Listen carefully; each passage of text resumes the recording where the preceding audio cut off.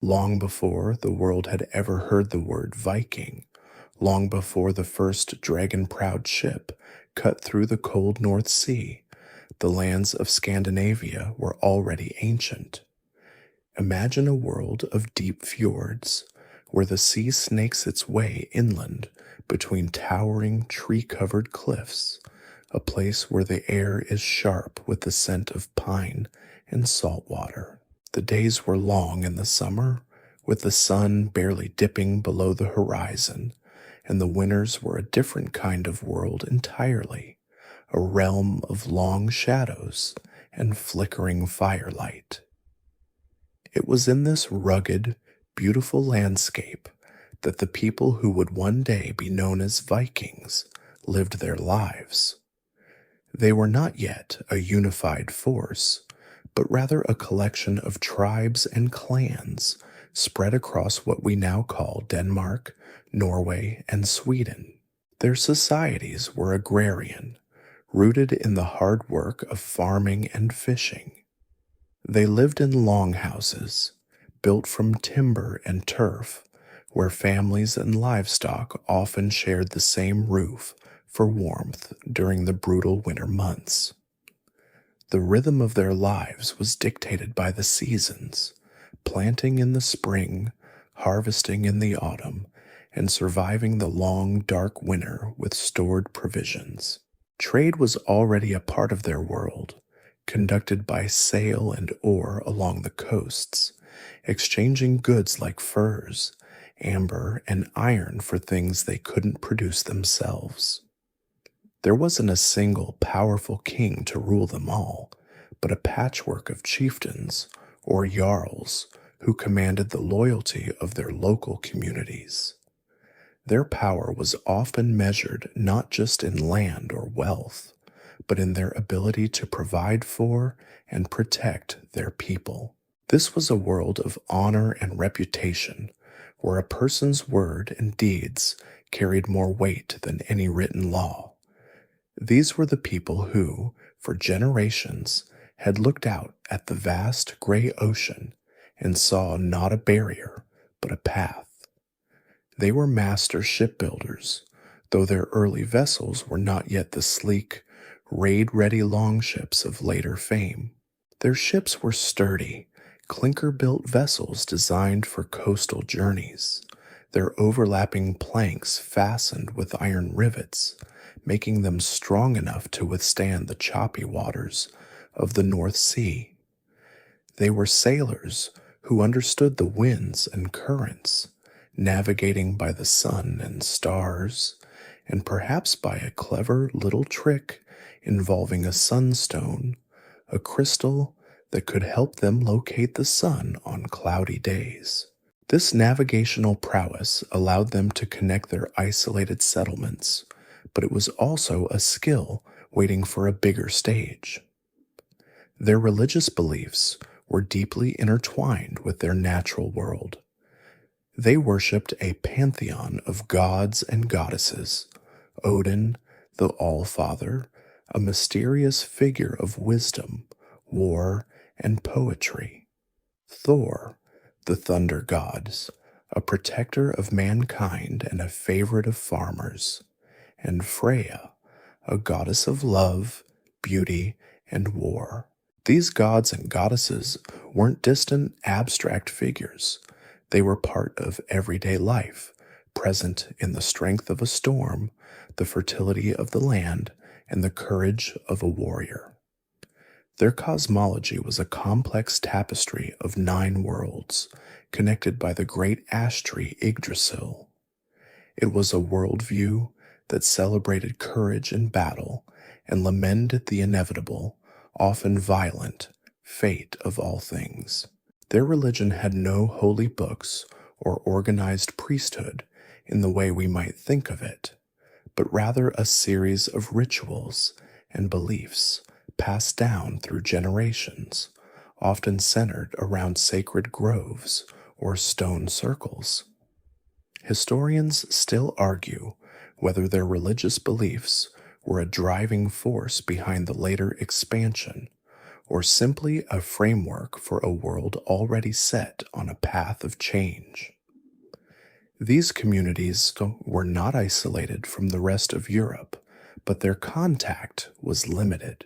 To the south lay the powerful Frankish Empire, a sprawling Christian realm that considered the peoples of the north to be pagan barbarians. To the west were the Anglo-Saxon kingdoms of England, a land of monasteries filled with gold and manuscripts, and across the sea, the Gaelic kingdoms of Ireland. The people of Scandinavia traded with their neighbors, sometimes peacefully, sometimes not. But these interactions were sporadic and localized, not yet part of a grand, sweeping movement. The stage was set, the characters were in place, and the ships were waiting in the harbors. The change, when it came, would be swift and dramatic, a series of events that would forever alter the course of European history. It began not with a grand invasion, but with a small, unassuming landing on an island monastery off the coast of England, a place where monks prayed and scribes copied ancient texts, blissfully unaware of the shadow that was about to fall upon their peaceful world. The year was 793 AD. On a small, misty island just off the northeastern coast of England, a community of Christian monks lived in relative peace and solitude. Their monastery on Lindisfarne was a center of learning and piety, a place where priceless manuscripts were illuminated by candlelight and the gentle rhythm of prayers filled the air. To the monks, the sea was a barrier, a wild and unpredictable element of nature that separated them from the worldly tumult on the mainland. Little did they know that for others, that same sea was a highway, and it was about to bring something terrible to their quiet shore. Reports from the Anglo-Saxon Chronicle, one of the primary sources for this period, describe strange omens in the sky that year, terrible whirlwinds and flashes of lightning. It was almost as if the heavens themselves were trying to give a warning. And then, on a summer's day, strange ships appeared on the horizon.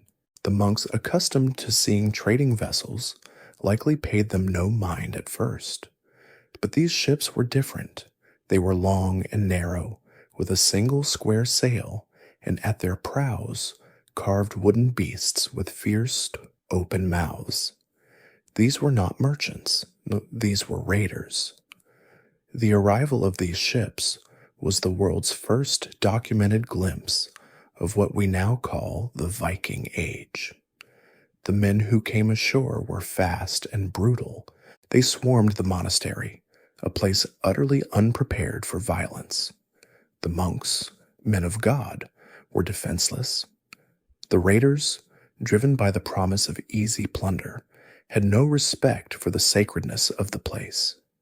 They smashed their way into the church, stealing chalices and crosses, tearing down altars to get at the gold and silver they contained. They rounded up the monks, killing some and dragging others away as captives to be sold into slavery. The sight of blood staining the sacred stone floors of the monastery was a shocking violation, a desecration that sent shivers of fear throughout the Christian world. News of the attack on Lindisfarne spread quickly, carried by terrified survivors and traders. To the chroniclers of the time, this was not just another raid. It was a sign of God's wrath, a visitation from a dark, pagan force. The scholar Alcuin of York wrote a famous letter to the Anglo-Saxon king, calling the attackers pagans and heathens and lamenting the destructions of the holy place. His words painted a vivid picture of the sheer terror and bewilderment felt by a society that had long considered itself safe from such a threat. Lindisfarne was not a strategic military target. It was an easy target, a symbol of wealth and power that had no means of defending itself. It was, in a sense, a low-hanging fruit. This raid, in 793 AD, is often cited as the official start of the Viking Age, a neat little date that helps historians create a timeline. But historians still argue whether this was truly the first Viking raid. It's more likely that smaller, unrecorded raids had been happening for a while. The Lindisfarne attack simply made it onto the historical record because of its target, the destruction of a prominent monastery, a place that held such importance in the Christian world, made the event too significant to ignore. It was a wake-up call for the rest of Europe, the people who had been living on the fringes of the known world. The inhabitants of those rugged northern lands were now a problem for everyone else. The impact of this single event was far-reaching. It wasn't just about the stolen treasure or the lives lost. It was about the psychological shock.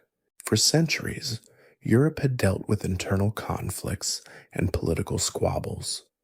But this was an external threat, one that came from the sea with no warning, seemingly out of nowhere. It introduced a new type of warfare, one based on lightning-fast strikes and a ruthless efficiency. The raiders would land, strike their target, and disappear back into the vastness of the ocean before any meaningful defense could be mounted. This hit-and-run tactic would become a hallmark of Viking raids for decades to come, forcing coastal communities to live in a constant state of fear.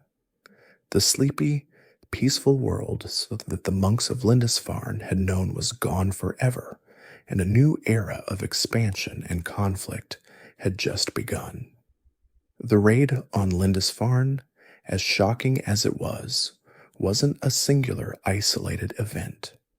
It was more like the first ripple from a stone dropped into a calm pond, and soon those ripples were turning into waves.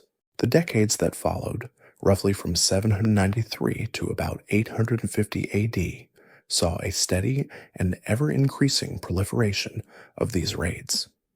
What had started as a brutal but localized incident became a new normal for the coastal communities of Europe. These weren't grand invasions with huge armies and a clear strategic goal.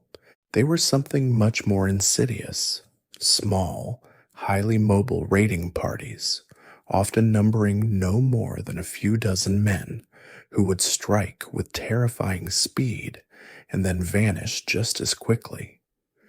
The Viking raiders, initially at least, weren't looking to conquer new lands. They were looking for wealth. Their targets were often the same as Lindisfarne, undefended monasteries and wealthy coastal towns. These places were essentially treasure chests left out in the open, filled with gold, silver, precious manuscripts, and valuable goods, all protected by little more than a prayer. The Vikings quickly learned that these Christian centers were easy pickings. They would row their ships up rivers, far inland, to hit towns that thought they were safe from the sea.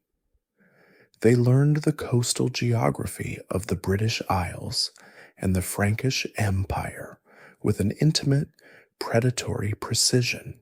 The Anglo-Saxon kingdoms of England, the Gaelic kingdoms of Ireland, and the sprawling Frankish Empire were all grappling with this new threat.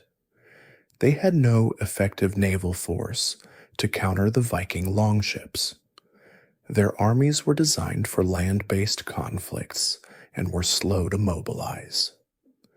By the time a local lord could muster his men and ride to the defense of a town, the Vikings had already done their damage and were rowing back out to sea, their ships laden with loot and captives.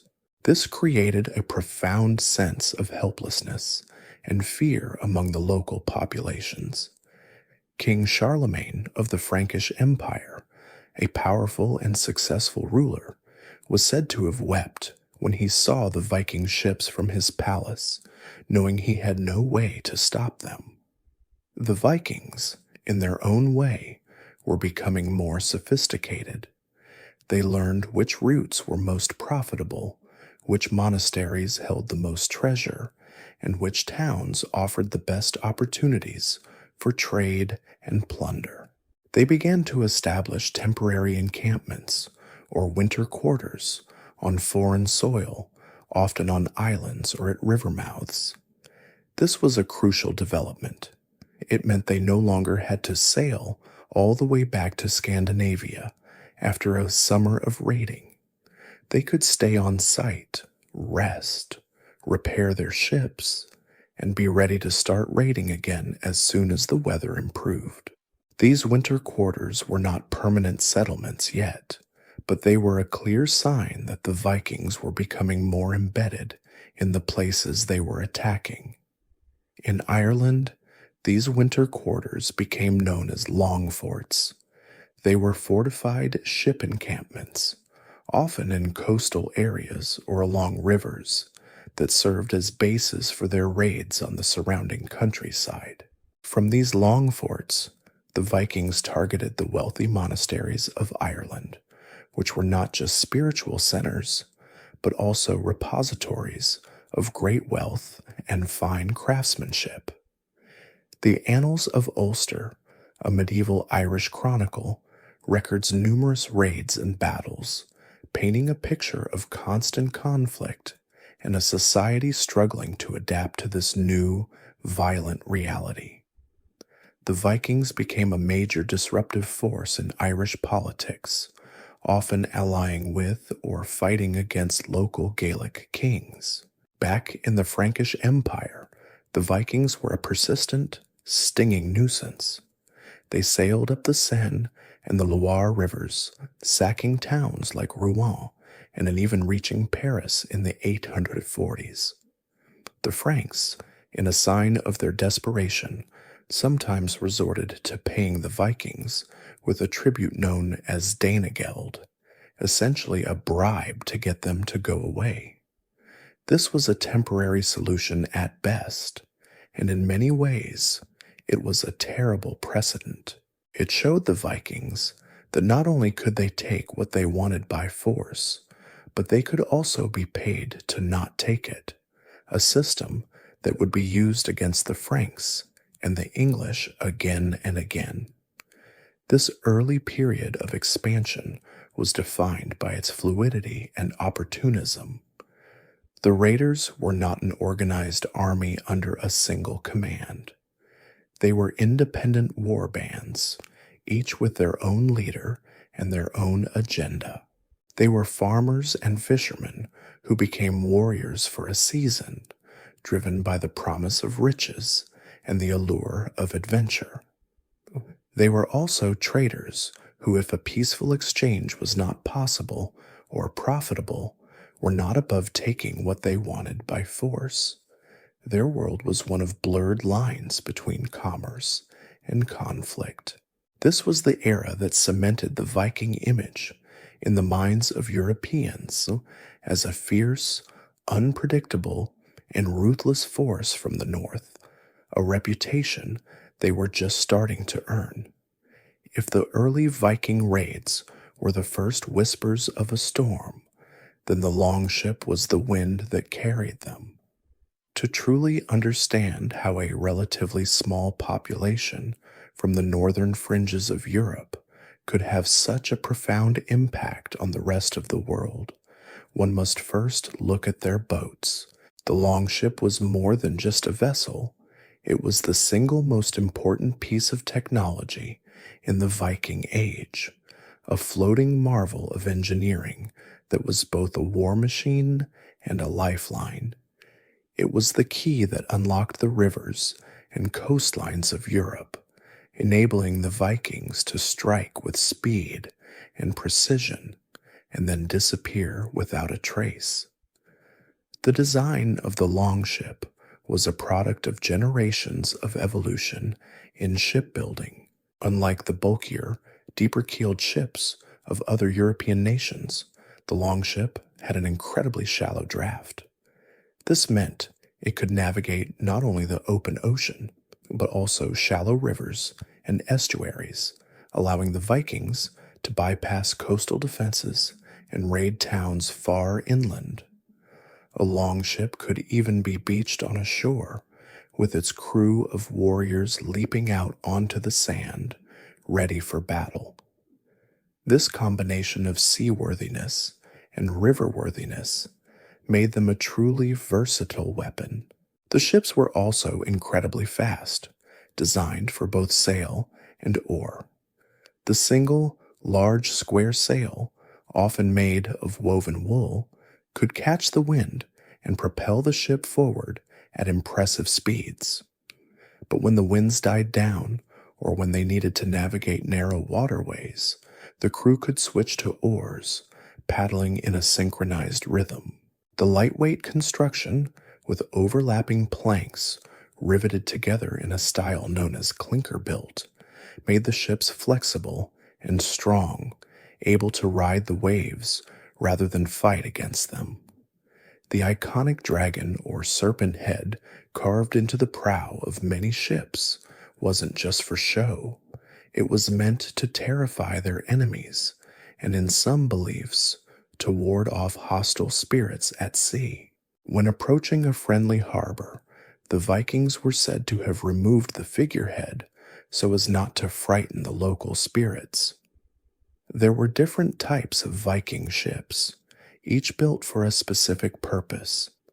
There was the Gnar, a wider, more robust cargo ship with a smaller crew, designed for long-distance trade and colonization. The Carvo was a smaller, more versatile boat, good for coastal travel and river journeys. But the most famous and feared was the Longship, the longship itself. These ships were the warships of the Viking Age, built for speed and carrying a large crew of warriors. A typical longship might be 20 to 30 meters long and could carry a crew of 60 to 80 men, all of whom were both sailors and fighters. The lack of a permanent deck meant that the warriors were exposed to the elements, but it also kept the ship's weight down, increasing its speed. Building a longship was an immense undertaking that required skilled craftsmen and a community effort. The Vikings had access to vast forests of oak and pine, and their knowledge of woodworking was second to none.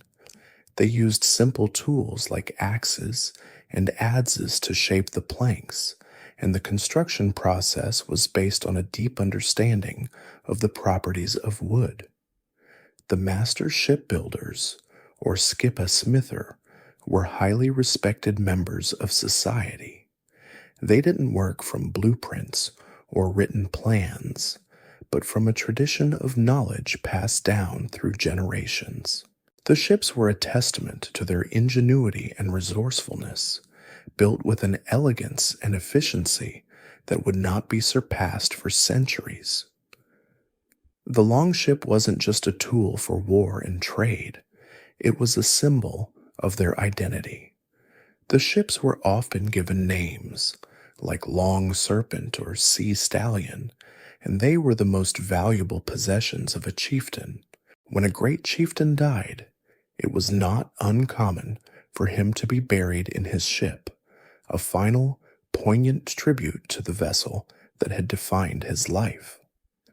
These ship burials, like the famous ones found at Susberg and Gokstad in Norway, have provided archaeologists with invaluable insights into Viking culture and their incredible shipbuilding skills.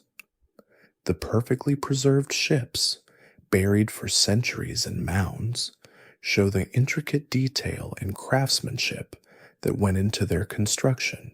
It is a mainstream historical fact that the shallow draft and speed of the Viking longship were what allowed them to project their power so effectively across Europe. Without this unique piece of technology, the Viking Age as we know it simply would not have happened.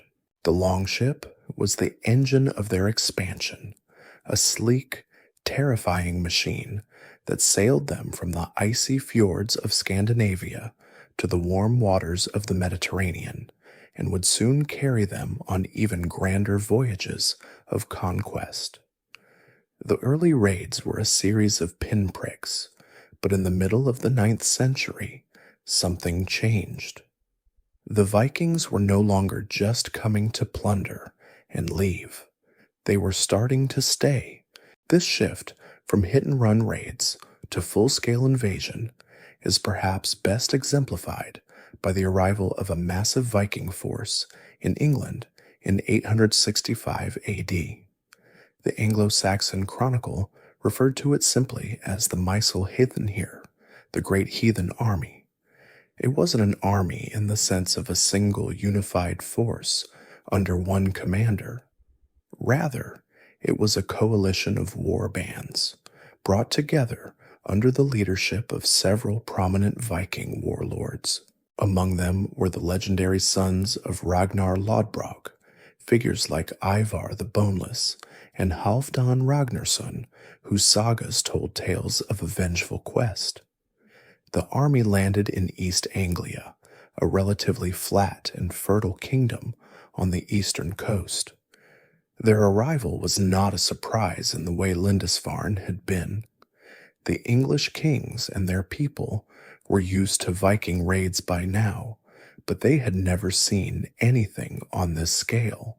The Great Heathen Army was vast, likely numbering in the thousands, and it was a force of conquest. They wintered in East Anglia, not just camping there, but effectively taking over the kingdom.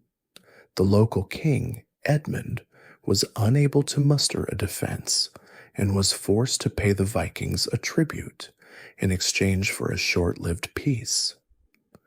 This was a common tactic, and it gave the Vikings the resources they needed to sustain their campaign and plan their next moves.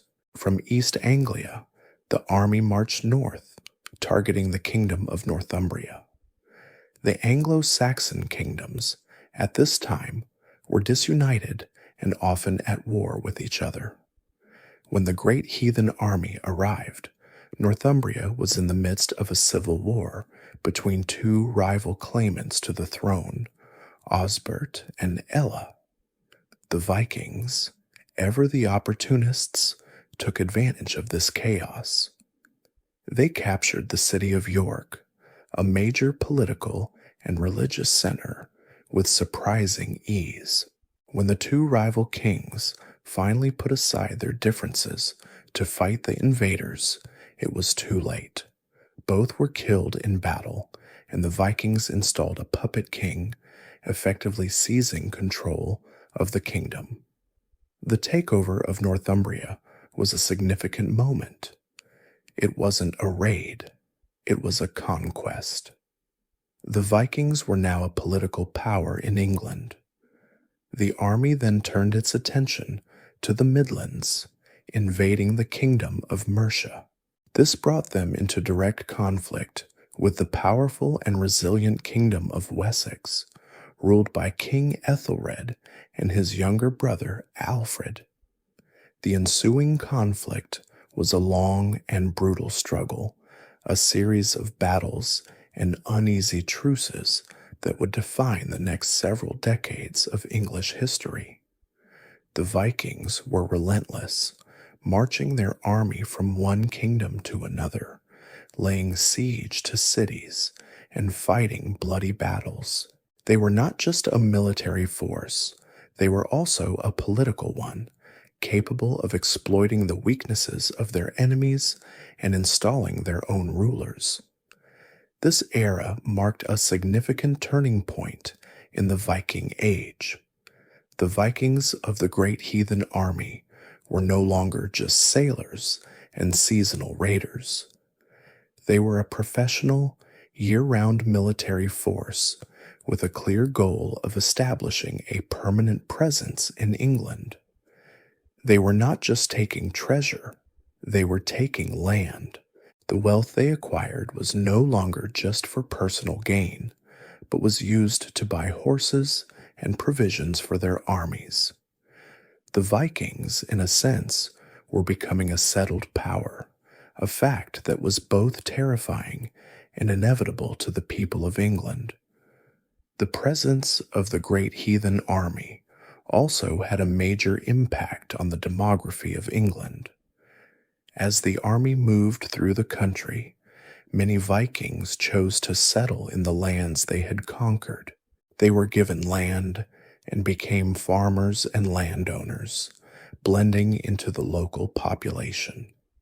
This was the beginning of the Viking settlement of England, a process that would lead to the creation of what became known as the Danelaw.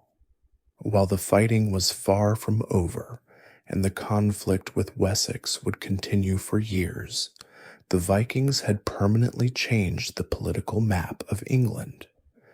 This transition from nomadic raiders to landed gentry shows just how adaptive and ambitious the Vikings were. They could be whatever they needed to be to achieve their goals, whether it was a swift-moving band of marauders or a settled agrarian society. The year 871 AD saw a young man ascend to the throne of the last remaining independent Anglo-Saxon kingdom, Wessex. His name was Alfred, and he would come to be known as Alfred the Great. He inherited a desperate situation. The great heathen army, which had already torn through Northumbria and Mercia, was now encamped in his lands. His elder brother, King Ethelred, had just died, leaving him to face the full might of the Viking invaders. Alfred's reign began not with celebration, but with a series of frantic, often losing battles. The Vikings were a formidable foe, and for a while, it seemed as if the entire island would fall to them. The early years of Alfred's reign were a constant struggle for survival. He fought a long and bloody campaign, but in 878 AD, the Vikings, led by the fearsome warlord Guthrum, launched a surprise attack that forced Alfred and a small band of followers to retreat into the swampy marshes of Athelney. For a time, it seemed that the last flicker of Anglo-Saxon resistance had been extinguished. It was during this period of hiding that the legendary story of the burnt cakes is said to have occurred, a charming anecdote that, whether true or not, highlights Alfred's precarious position. He was a king on the run, his kingdom in tatters.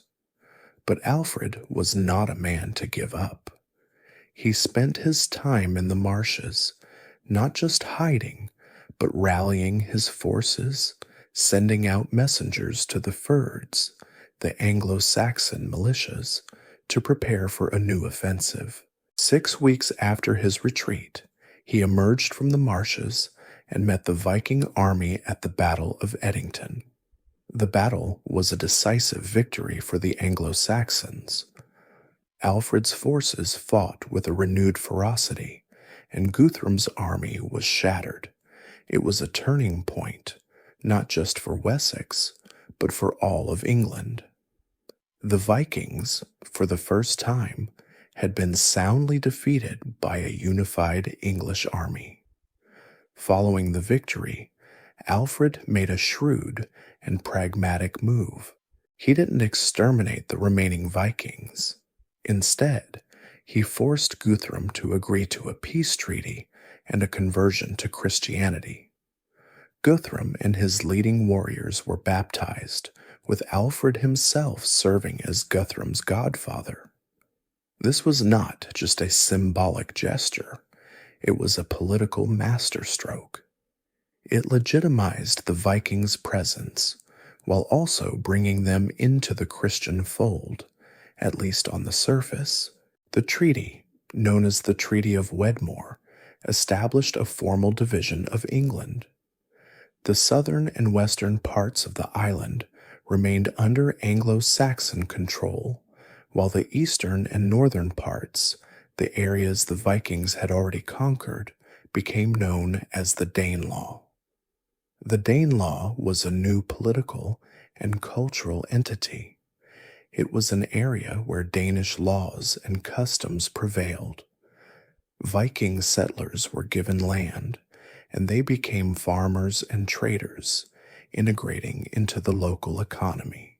The legacy of the Danelaw can still be seen today in the names of towns and villages in this region, particularly those ending in by, from the Old Norse word for farm or settlement, and thorp for hamlet.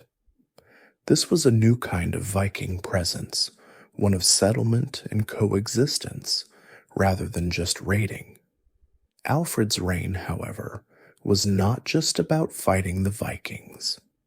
He understood that a strong kingdom needed more than just a good army. He reformed the military, creating a network of fortified towns called burhs, which served as both defensive strongholds and centers of trade. He commissioned the Anglo-Saxon Chronicle, a historical record that gave his people a sense of shared history and identity. He also promoted education and literacy, translating important Latin texts into Old English so that they could be read by a wider audience. He was a true statesman, a man who not only saved his kingdom, but also laid the foundations for a unified England. His strategic use of fortifications and the establishment of a standing army represented a major evolution in the Anglo-Saxon response to the Viking threat, moving from reactive defense to proactive deterrence. This comprehensive approach to governance and defense is a mainstream historical fact that secured his place as a truly great ruler. While Alfred the Great was busy building a new, resilient England, the Vikings were also making their mark on the lands to the west. Across the Irish Sea, the story was one of a different kind of conquest and settlement. Ireland, at the time, was not a unified kingdom, but a patchwork of competing Gaelic realms, each ruled by its own king, and they were, in their own way, just as ripe for a Viking invasion as England had been. The Vikings first arrived in Ireland in the late 8th century, and just as in England, they began with swift, brutal raids on isolated monasteries and coastal settlements. The Annals of Ulster, a rich source of Irish history, tell of the first recorded raid in 795 AD on the island of Lambay, just north of Dublin. But it was in the mid-9th century that the Vikings began to shift from raiding to a more permanent presence. They established fortified Longphorts, or ship camps, at strategic coastal locations and river mouths. The most famous of these was on a black pool, or Dublin, at the mouth of the river Liffey.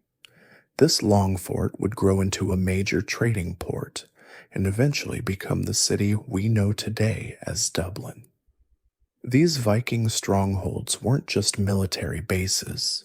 They were bustling centers of trade and commerce, linking Ireland to the wider Viking world. From these coastal hubs, the Vikings could control trade routes, collect tribute from local kings, and launch deeper raids into the heart of the country. The Vikings became a major player in Irish politics. They didn't always fight against the local Gaelic kings. In fact, they often formed opportunistic alliances, fighting alongside one Gaelic king against another. A Viking chieftain might offer his services as a mercenary, providing his formidable warriors in exchange for land, wealth, or a strategic marriage. This created a complex and ever-shifting political landscape, where the Vikings were not just invaders, but also part of the fabric of Irish power struggles. The native Irish, for their part, learned to fight back, adopting Viking tactics and even building their own fleets. The sagas tell of fierce battles between Viking settlers and Irish chieftains, but also of a surprising degree of cultural blending, with Norse settlers adopting Gaelic customs and marrying into Irish families. The Viking influence was particularly strong in the east of Ireland, where they established the 5 great coastal towns of Dublin, Wexford, Waterford, Cork, and Limerick. These towns were the first urban centers of any real size in Ireland. Before the Vikings, Irish society was almost entirely rural, centered on scattered monasteries and farmsteads. The Vikings brought a new way of life, one centered on trade, crafts, and a market economy. They built houses, workshops, and docks, and they introduced new products and ideas to the island. They traded in silver, a key component of the Viking economy, and they also traded in human beings, with slave markets becoming a grim feature of their new towns. Further north, the Vikings also made their presence felt in Scotland. The rugged geography of the Scottish islands and coastline was an ideal home for these seafarers. They established powerful Norse earldoms in the Orkney and Shetland Islands, as well as in the Hebrides and along the Scottish mainland. These earldoms were semi-independent Viking kingdoms, their rulers often paying only nominal allegiance to the kings of Norway or Scotland. The Norse influence in these regions was so strong that it effectively replaced the indigenous cultures. The language, laws, and customs of the Norse became the dominant way of life, and the legacy of this can be seen in the distinctive cultural identity of these islands even today. The Viking presence in Scotland and Ireland was not a single unified conquest. It was a centuries-long process of raiding, settlement, and gradual integration. It was a story of fierce battles, pragmatic alliances, and a slow but significant blending of cultures. Historians still argue whether the Vikings were a destructive force that hindered the development of a unified Irish kingdom, or if they were a catalyst for change, introducing new urban centers and trade links that ultimately laid the foundation for modern Ireland. Regardless, their impact was indelible. The Viking Longphorts became towns, the raiding parties became settled farmers and merchants, and the northern invaders became a permanent part of the Celtic lands, leaving behind a legacy that is etched into the very names of the places they once conquered. While the Danes and Norwegians were busy making names for themselves in the British Isles, a different group of Vikings was looking eastward. These were the Swedes, and their story is one not of coastal raiding, but of a grand, riverine expansion deep into the heart of Eastern Europe. They were drawn by the promise of trade, especially the lucrative routes to the Byzantine and Islamic worlds, and they traveled not on the open sea, but down the vast, winding river systems that crisscross the continent. These Vikings came to be known by the local Slavic peoples as the Rus, a name that would eventually give birth to the modern word Russia. The journey was a long and arduous one. From the Swedish homeland, they sailed across the Baltic Sea and then navigated the rivers of what are now Russia, Ukraine, and Belarus. It was a watery highway that linked the forests of the north to the exotic markets of Constantinople and Baghdad. The rivers were not always easy to traverse. The Russes often had to haul their longships overland, a process known as portaging, to bypass treacherous rapids and waterfalls. They had to be both skilled sailors and strong land-based porters, capable of lifting their vessels and their cargo through dense forests and over rocky terrain. This was a different kind of Viking warfare, less about a sudden coastal raid and more about a sustained, difficult journey.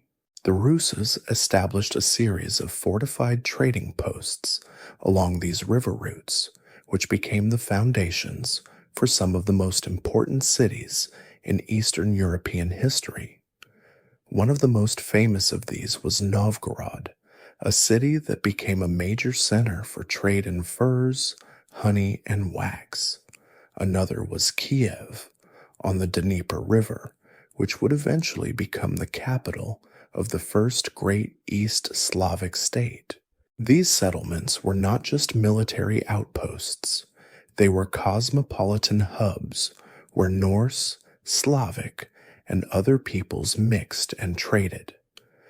The Vikings brought their organizational skills and their advanced shipbuilding technology, while the local Slavs brought their knowledge of the land and their own traditions. The Rus's story is famously chronicled in the medieval Russian text known as the Primary Chronicle. This source, while a bit biased and full of legendary tales, provides a valuable, if sometimes romanticized, account of their origins. It tells the story of the Russes being invited by the warring Slavic tribes to come and rule over them, to bring order and stability to their lands. The chronicle names a Viking chieftain, Rurik, as the founder of the dynasty that would rule over Kievan Rus. He is said to have established himself in Novgorod around 862 AD, a date often cited as the starting point of Russian statehood. While historians still argue whether Rurik was a real person or a composite figure, it is a mainstream historical fact that the Russes' elite were of Scandinavian origin, and they played a pivotal role in the formations of the early Slavic states. The Rus were not just traders and rulers, they were also mercenaries. Their fame as formidable warriors spread throughout the known world.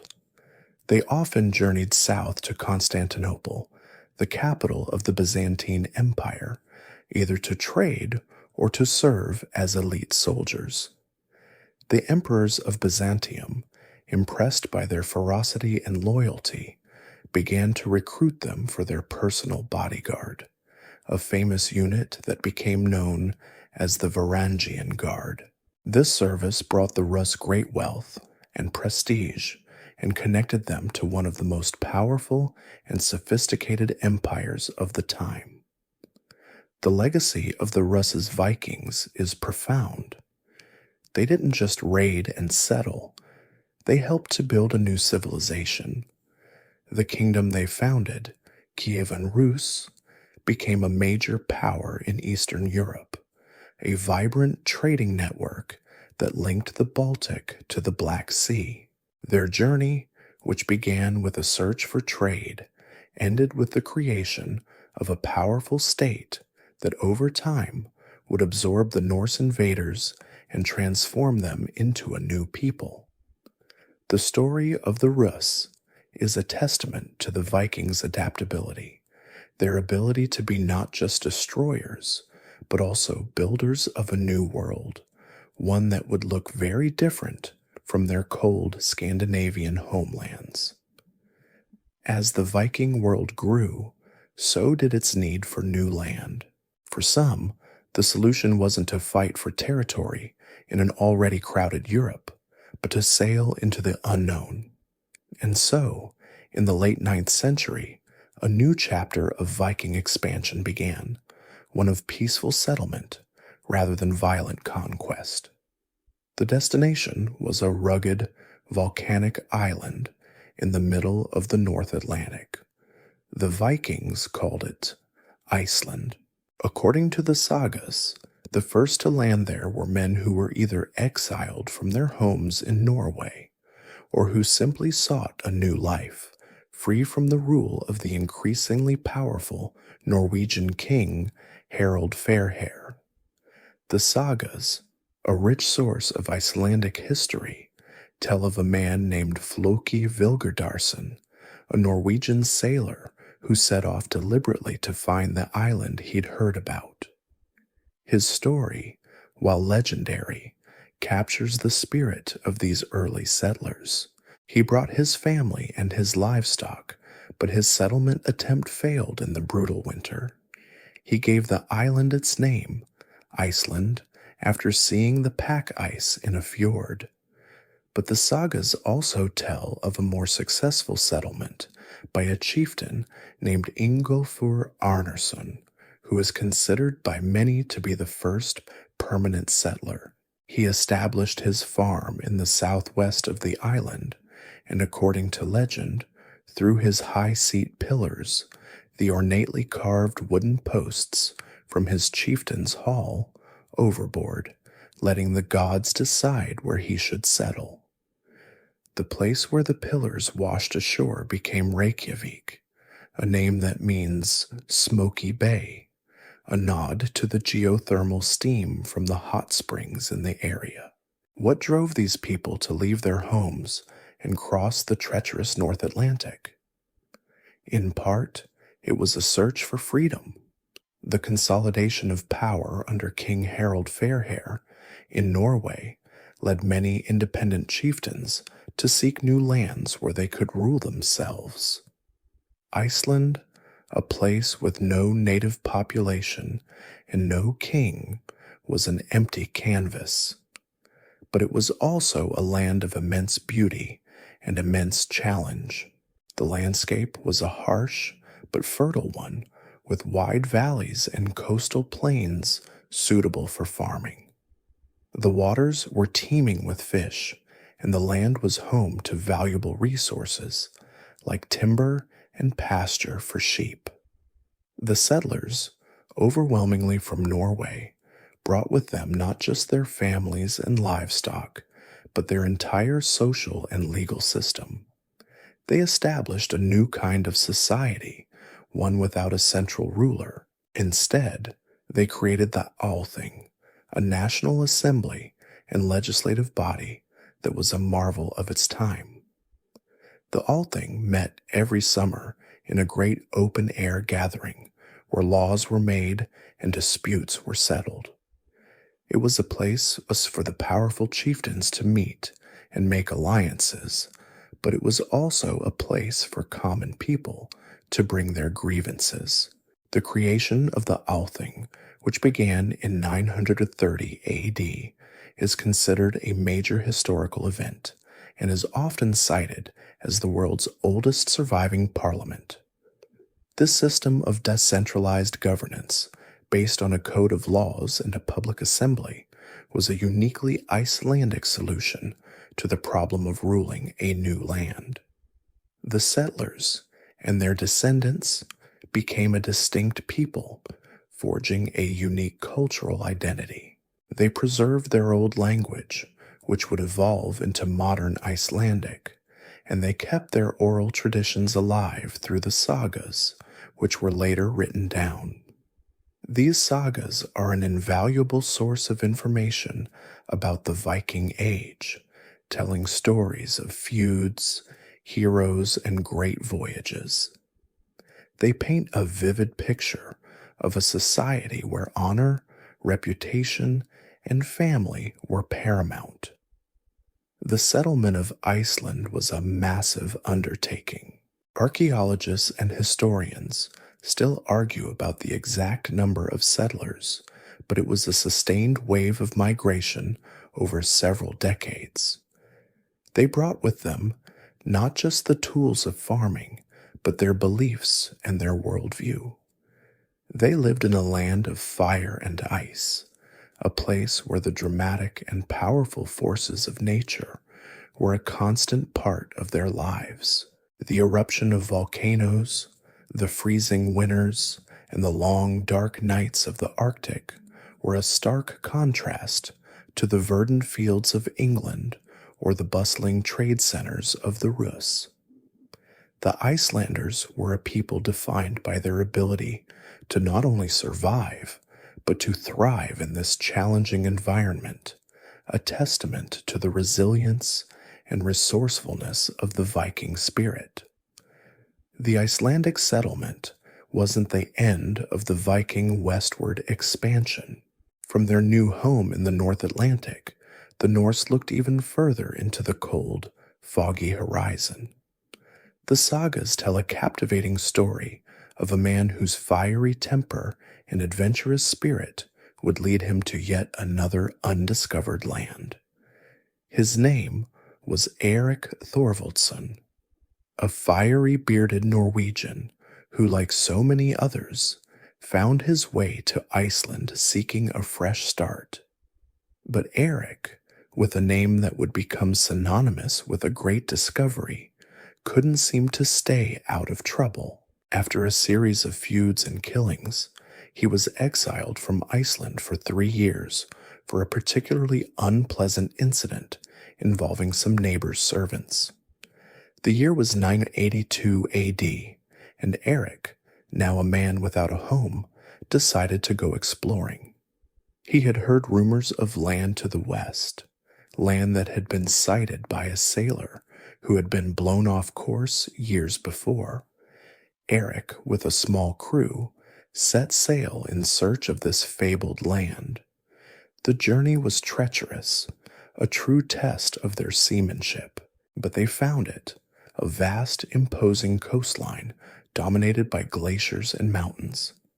This land, however, was not empty. Erik and his men spent the 3 years of his exile exploring the western coast, finding fjords that were surprisingly fertile and rich with pasture. It wasn't the harsh, icy wasteland that its name might suggest. It was a land of stark beauty, with dramatic landscapes and a surprising abundance of marine life. When his exile was over, Erik returned to Iceland, his mind full of the new land he had found. But he had a challenge: how to convince other settlers who were already struggling to make a life on Iceland to leave their farms and join him in this new venture. Erik, a master of marketing, had a solution. He gave the land a much more appealing name. He called it Greenland, a name that was, perhaps, a bit of an exaggeration, but was certainly more attractive than Iceland. He painted a picture of a land of promise and opportunity, a place where people could escape the overcrowding of Iceland and build new farms. The strategy worked. A fleet of 25 ships carrying around 500 settlers set sail with Erik. The voyage was a difficult one. Only 14 of the ships made it to Greenland. The others were either lost at sea or forced to turn back. But the ships that did arrive brought with them the beginnings of a new society.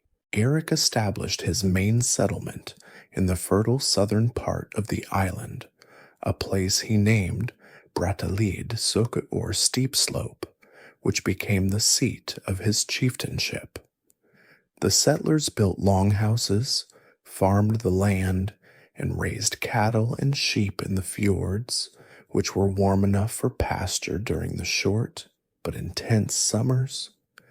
They also hunted seals, walruses, and polar bears for their meat, fur, and ivory.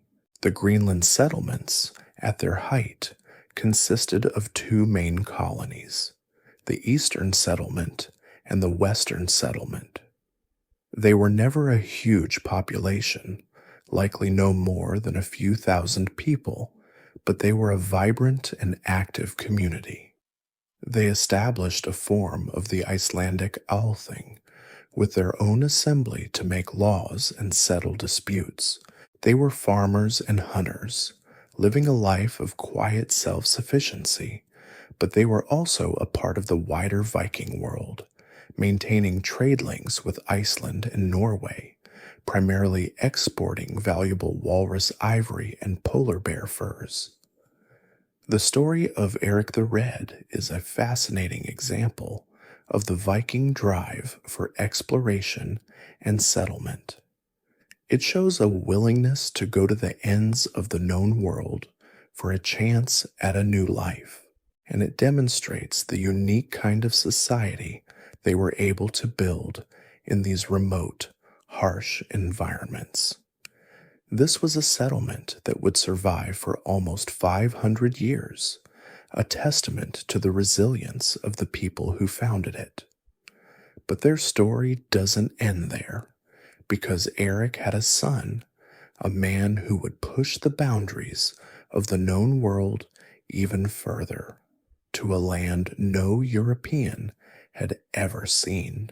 A mainstream historical fact is that the Norse settlements in Greenland relied heavily on farming and hunting, not just on fishing, and maintained a complex and sophisticated society for centuries.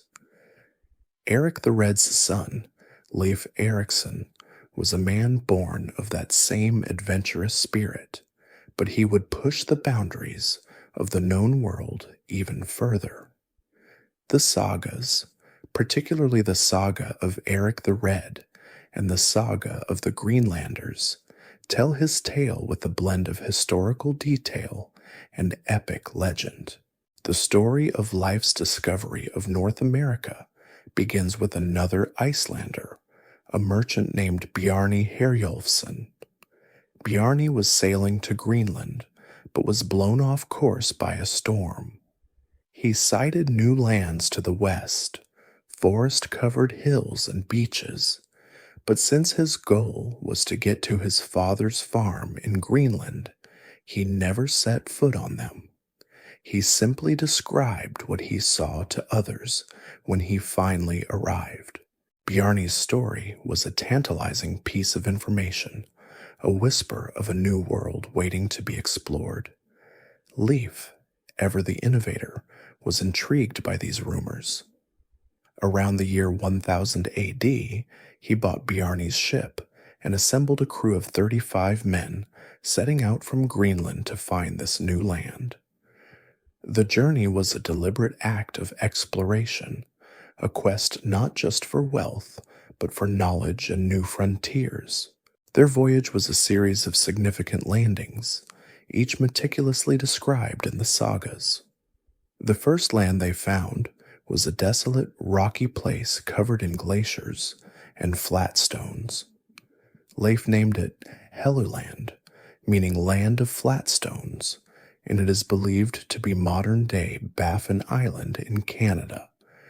This was not a place for settlement, so they continued south. Their second landing brought them to a place that was flat and forested, with long stretches of white sand. Leif named this land Markland, or Forest Land, a name that was perhaps chosen for its practical value, as Greenland was sorely lacking in good timber. This is believed to be modern-day Labrador. The sagas describe them gathering timber and continuing their journey, a clear sign of their resourcefulness and their ability to see the immediate practical value of a new land. Finally, they reached their destination. They found a place with a mild climate, where salmon were plentiful in the rivers and wild grapes grew on the vines. Leif, who had recently been converted to Christianity, named this place Vinland, or Wineland. This is the most debated part of the saga, as the identity of Vinland and the wild grapes is still a subject of scholarly discussion.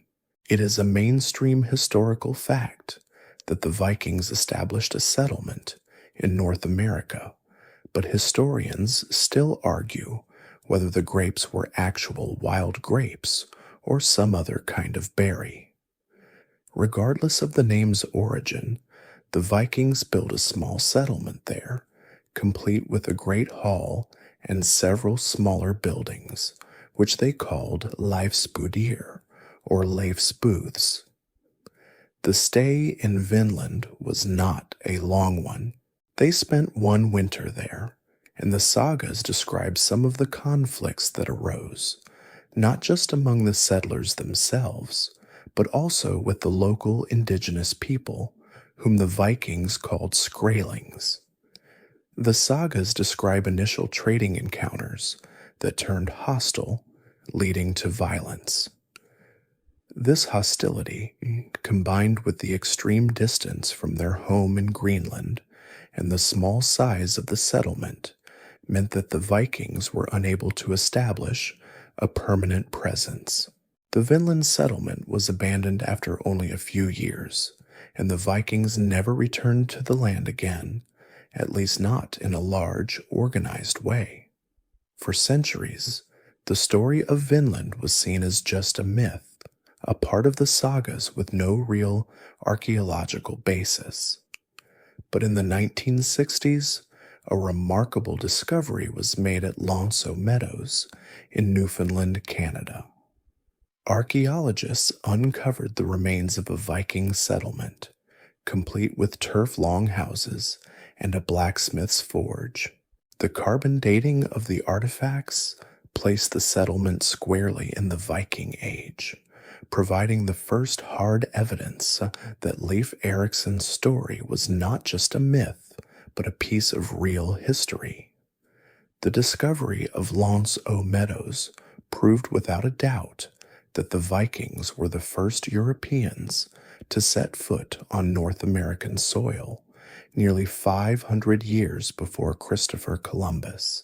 The story of Vinland is a poignant reminder of the incredible reach of the Viking world, a testament to their desire to explore, and a quiet, almost forgotten prologue to the history of the New World. As the Viking explorers and raiders pushed the boundaries of the known world, the vast majority of their people lived a life that was far more grounded and, frankly, a lot less dramatic. While the sagas and chronicles focus on the great battles and voyages, the real story of the Viking Age was lived out in the daily routines of farming, fishing, and community life. So let's take a step back from the longships and the battlefields and look at the more domestic side of the Viking world. This was a society deeply rooted in the land, where the rhythms of the seasons dictated everything. The centerpiece of Viking life was the longhouse. These large, single-room dwellings were typically made of timber, stone, or turf, depending on the local materials available. They were designed to house an extended family, and often their livestock, which were brought inside during the harsh winter months for warmth and protection. The longhouse was a multi-purpose building, serving as a kitchen, a bedroom, and a workshop. A central hearth provided heat and a place for cooking, its smoke rising through a hole in the roof. The air inside a Viking longhouse would have been a smoky, earthy mix of wood smoke, food, and the scent of people and animals, a far cry from the modern idea of a home. Viking society was structured in a way that was both hierarchical and communal. At the top was the jarl, or chieftain, a powerful landowner who commanded the loyalty of the freemen below him.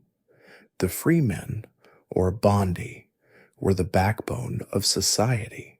They were independent farmers and landowners, and their status was based on their ownership of land and their reputation within the community.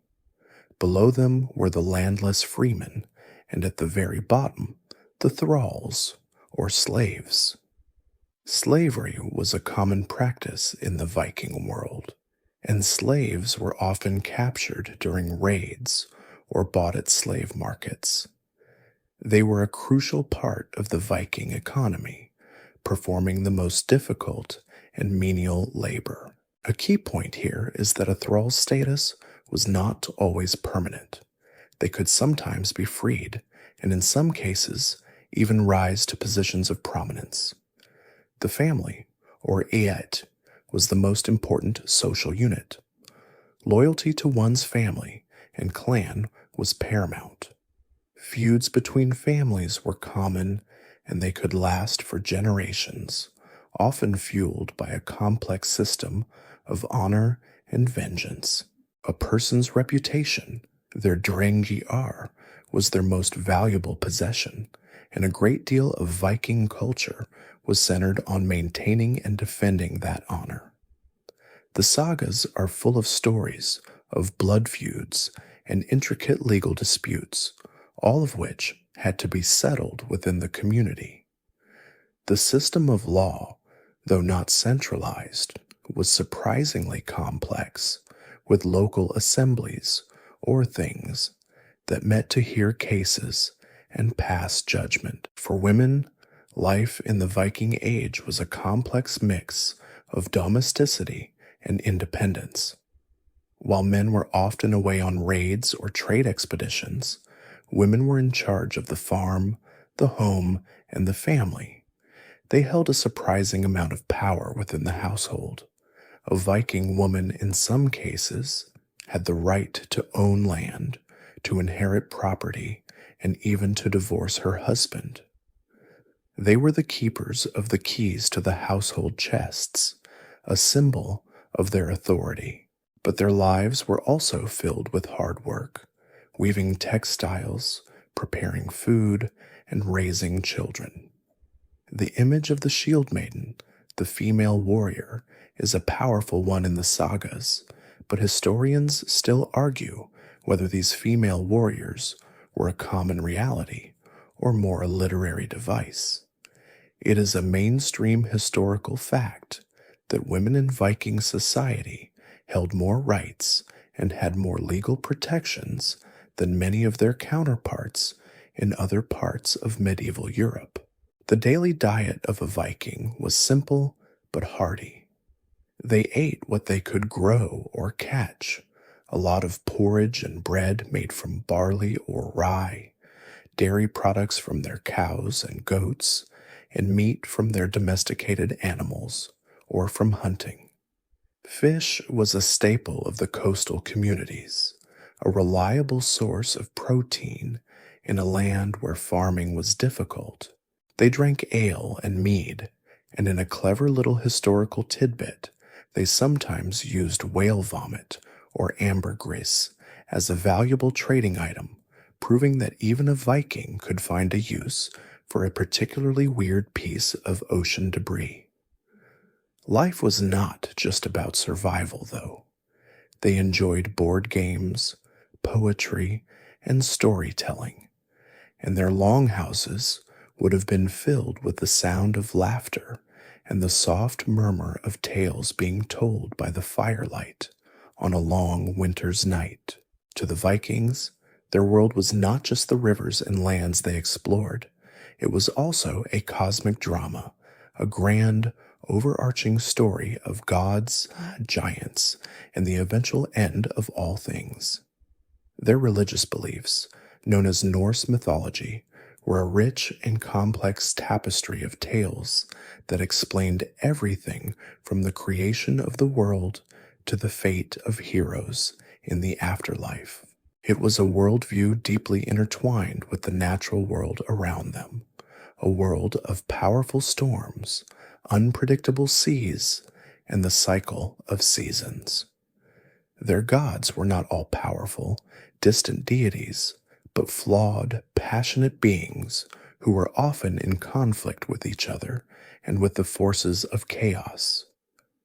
The pantheon was vast and varied, but a few figures stood out. Odin, the All-Father, was the king of the gods, a mysterious, one-eyed figure associated with wisdom, war, and poetry. He famously sacrificed one of his eyes to drink from the well of knowledge, and in a more dramatic tale, hung himself from the world tree for 9 days and nights to discover the secrets of the runes. He was a god of deep contradictions, a wise seer, and a ruthless instigator of war. Then there was Thor, the thunder god, perhaps the most popular and relatable of all the gods. With his mighty hammer, Mjolnir, he was a protector of mankind, a powerful, red-bearded figure who fought giants and defended the realm of the gods. He was a favorite of farmers and common folk, a symbol of strength and protection against the chaotic forces of the universe. The cosmos itself was a complex web of 9 worlds, all connected by the great ash tree, Yggdrasil. There was Asgard, the home of the gods, Midgard, the world of men, and Hel, the cold, misty underworld ruled by the goddess of the same name. These worlds were in a constant state of tension, a cosmic battle between order and chaos, between the gods and their enemies, the giants. The Vikings believed that their fate, their ultimate destiny, was already woven into this cosmic fabric. This concept of fate, or Wyrgyrd, was a powerful force in their lives, a recognition that some things were simply meant to be, a thought that brought both a sense of fatalism and a fierce determination to live life to its fullest.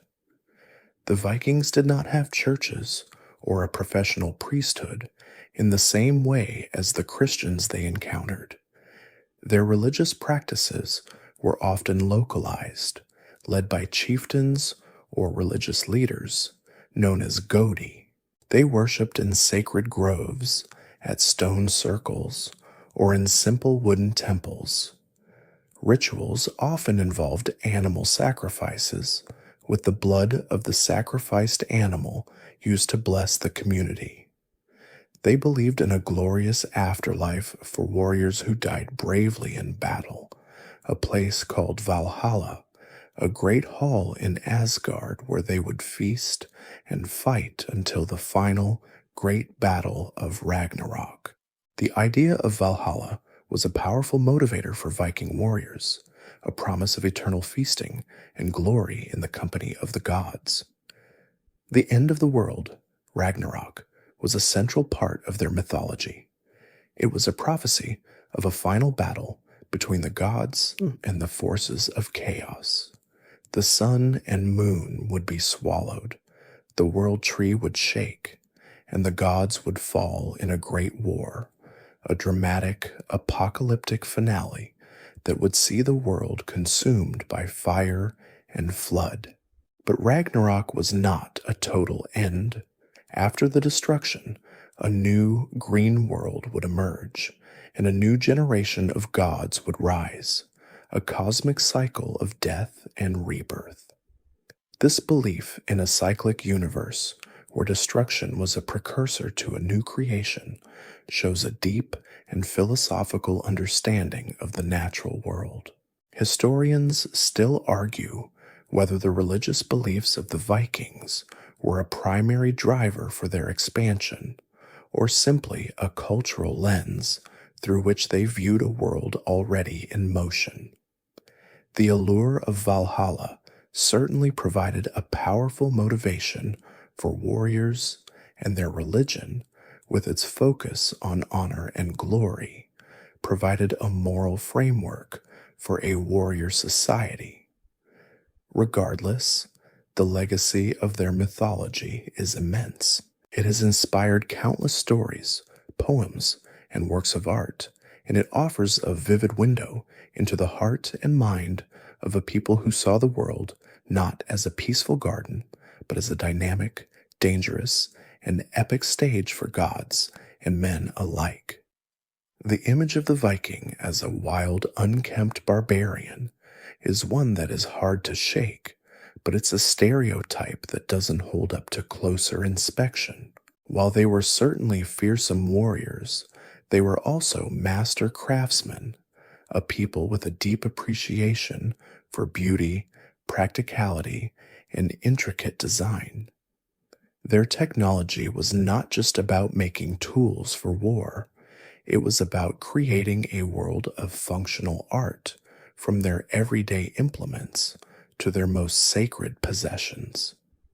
The skill and artistry of the Viking smith, carpenter, and jeweler were second to none in their time, and their craftsmanship left a lasting legacy.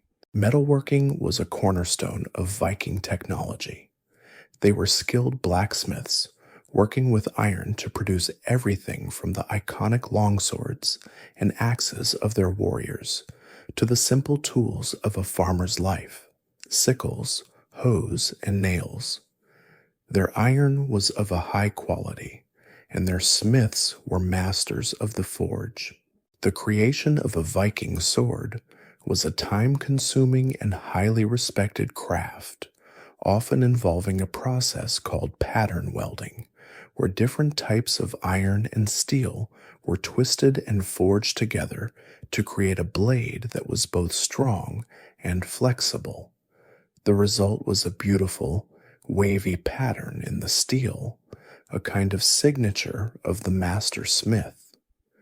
But the Vikings' metalwork wasn't just about utility. They were also renowned jewelers, creating intricate and beautiful pieces from silver, gold, and bronze. Their jewelry, which included brooches, arm rings, and necklaces, was a powerful symbol of wealth and social status. The designs were often inspired by their mythology and the natural world, featuring intertwined animal motifs, geometric patterns, and scenes from their sagas. The art style is known as Norse art, and it evolved through different periods, from the intricate, grasping animal designs of the Oseberg style to the more fluid, stylized forms of the Ringerike and Urnes styles. These pieces were not just worn as decoration. They were often used as a form of currency, with silver arm rings and coins, or hack silver, being traded and exchanged in the bustling markets of the Viking world. Woodworking was another of their great skills. We've already talked about the Longships, the greatest example of their mastery of timber, but their woodcraft extended to every part of their lives. The intricate carvings on their longships and longhouses were not just decorative, they were often storytelling devices, depicting scenes from their myths and sagas. They were also master barrel makers, or coopers, a crucial trade for a society that needed to store food and drink for the long winter. The Vikings also made beautiful and functional household items from wood, including bowls, spoons, and furniture, often decorated with the same intricate carvings as their jewelry. The Vikings were also innovators in textiles. The longhouses of the Viking world would have been filled with the sound of spinning and weaving. Women were primarily responsible for this work, and they were incredibly skilled.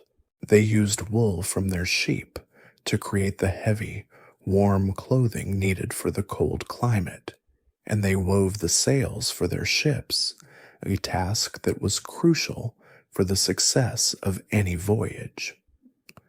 The production of the sail for a single longship would have been a massive communal effort, taking hundreds of hours of labor. It is a mainstream historical fact that the Viking Age saw a flowering of artistic and technological innovation, a point often overlooked by those who only focus on the rating. From the elegant, strong design of a longship to the intricate, detailed patterns on a silver brooch, their creations were a reflection of a culture that valued both strength and beauty. They were a people who, in their own way, brought a sense of style and sophistication to every aspect of their lives, and the evidence of this craftsmanship continues to be found and admired today in the museums and archaeological sites of the world. As the Viking Age progressed, the slow but steady encroachment of a new religion began to change everything. This was the conversion to Christianity, a process that was not a single event, but a gradual, often messy, and sometimes violent transformation that would profoundly alter the social, political, and cultural landscape of Scandinavia. The Vikings had been pagan for centuries, their lives and their worldview shaped by the myths of Odin, Thor, and the grand drama of Ragnarok. But they were not isolated from the rest of Europe. They encountered Christianity through their raids, their trade, and their settlements, and the new faith began to exert a powerful and, in some cases, an irresistible pull. The first contact was often through the captive monks and missionaries who were brought back to Scandinavia as slaves, or who came willingly to preach the new faith. These missionaries, with their message of a single, all-powerful God and a promise of eternal salvation, were a stark contrast to the polytheistic, often fatalistic beliefs of the Norse. The Christian concept of a single, all-knowing deity was a powerful and novel idea for a people who were used to a pantheon of squabbling, all-too-human gods. The Viking leaders, the powerful jarls and kings, were the first to consider the new faith for its political and economic advantages.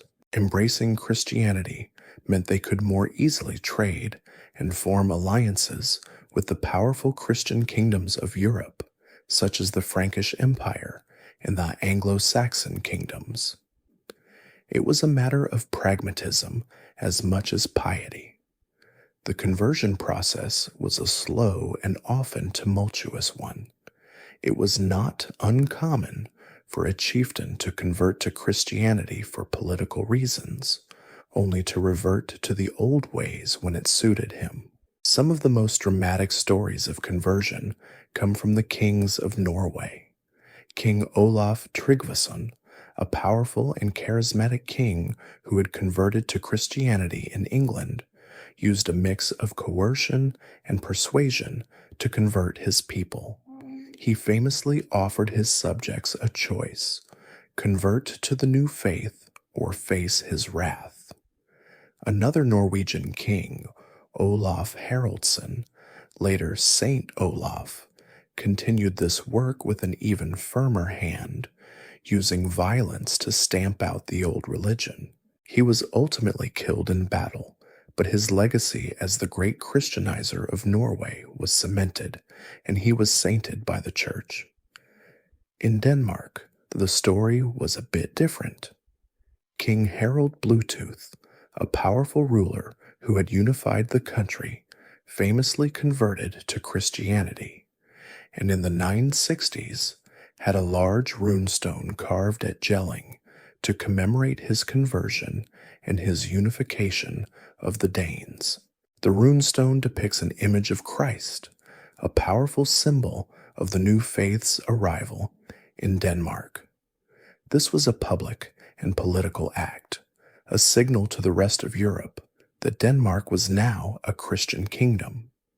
It was a mainstream historical fact that the conversion of Scandinavia was a long and complex process, often driven by political motives and carried out through a mix of peaceful conversion and violent coercion. The transition from paganism to Christianity was not just a religious change, it was a societal one. The old ways, with their focus on honor, feuds, and a fatalistic worldview, began to give way to a new system of morality and law. the old gods were not forgotten. They simply faded into myth and legend. The sagas, those great repositories of Norse myth and history, were, in fact, written down by Christian scribes in Iceland who wanted to preserve the stories of their pagan ancestors, a wonderful irony that shows how deeply the old beliefs were woven into the cultural fabric. The shift to Christianity brought Scandinavia into the mainstream of medieval Europe, linking them to a new network of trade, diplomacy, and ideas. The age of the raiding, pagan Viking was coming to a close, and a new era of Christian kingdoms was beginning to emerge in the north, a world that would look very different from the one that had launched the first longships to Lindisfarne centuries before. Section 17. As the Viking Age reached its zenith, the forces that had driven it, raiding, expansion, and settlement, began to turn on the Vikings themselves. A powerful example of this shift occurred in Ireland, a land that had seen a major Viking presence for over 2 centuries. The year 1014 AD saw one of the most famous and decisive battles in Irish history, the Battle of Clontarf. While this battle is often romanticized as a struggle between native Irish and Viking invaders, the reality was, as is often the case with history, far more complex. It was a climax of centuries of intertwined political power, with both sides employing warriors of the other. The battle would mark a major turning point for Viking power in Ireland, though it wasn't the final end of their influence. The battle was fought between the forces of Brian Boru, the High King of Ireland, and a coalition of Vikings from Dublin and the Orkney Islands, along with some Irish rebels. Brian Boru was a formidable king, a man who had spent his life consolidating power and uniting the fractious Irish kingdoms under his rule. He saw the Viking kingdom of Dublin and its alliance with the rebellious Irish forces as a direct threat to his authority. The Viking leader of Dublin at the time was a man named Sigtryg Silkbeard, a savvy political operator who had managed to maintain the independence of his city-state and his alliance with the rebellious Irish king of Leinster. The two armies met on Good Friday, April 23rd, 1014, on the plains just north of Dublin, a place called Clontarf. The battle was a brutal, all-day affair, a ferocious melee of axe-wielding warriors and heavily armed infantry. It was a chaotic and bloody fight, with both sides suffering heavy losses. The Irish annals and the sagas, which describe the battle in great detail, paint a vivid picture of the carnage. The Vikings, with their reputation for ferocity, fought hard, but Brian Boru's forces were disciplined and determined.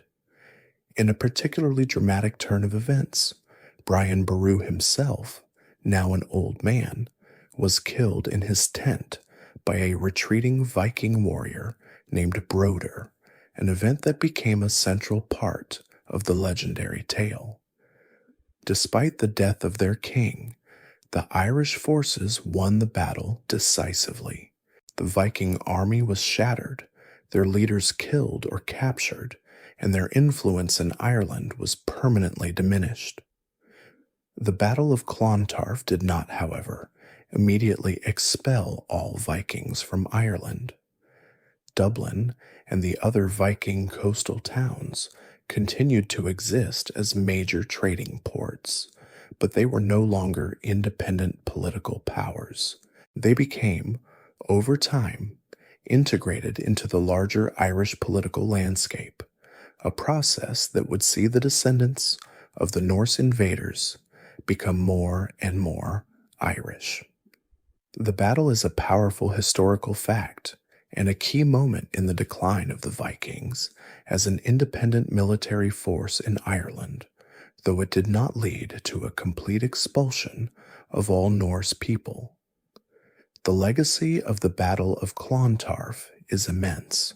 For the Irish, it became a symbol of national resistance against foreign invaders, a great victory that cemented the Brian Boru's reputation as a hero and a unifier. The story was retold and embellished over centuries, becoming a central part of Irish national identity. For the Vikings, it was a moment of decline. The great days of independent Viking rule in Ireland were over. They had been a major disruptive force for over 2 centuries, but now a new chapter was beginning, one where they would be more subjects than rulers. The battle was a stark reminder that the Vikings, for all their military prowess, were not invincible. The political landscape of Europe was changing, and the age of the opportunistic, independent Viking kingdom was slowly coming to a close. As Viking power in the British Isles began to wane in some regions, a new and remarkable chapter of their history was just beginning to unfold. This story is centered on a man who, more than any other, managed to take the chaotic, independent Viking world and forge it into a unified, albeit short-lived empire.